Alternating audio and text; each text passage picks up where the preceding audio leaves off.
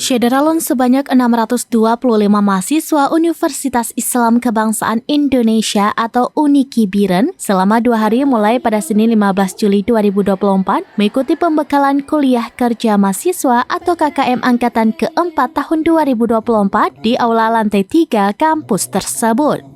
Para peserta pembekalan terdiri dari mahasiswa reguler sebanyak 565 orang dan mahasiswa non-reguler berjumlah 60 orang, yaitu dari Fakultas Ekonomi dan Bisnis, Fakultas Komputer dan Multimedia, Fakultas Hukum dan Syariah, Fakultas Sains Pertanian dan Peternakan, dan FKIP.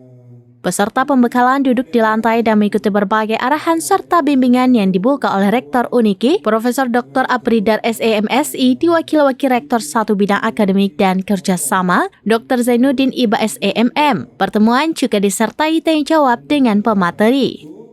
Wakil Rektor 3 UNIKI, Dr. Andes Jailani MM mengatakan pembekalan selama 2 hari dengan materi bidang Kamtibmas dalam menghadapi pemilu 2024, kebijakan pemerintahan tentang pemberdayaan masyarakat desa, dan sejumlah materi lainnya menyangkut tugas dan tanggung jawab selama melaksanakan KKM nantinya. Usai pembekalan, para mahasiswa akan melaksanakan KKM di Kecamatan Cempa, Selanga, Pelimbang, Pandra, Juli, Pedada, dan Jeni selama 1 bulan penuh dan mahasiswa menetap di desa tempat KKM. Warahmatullahi wabarakatuh.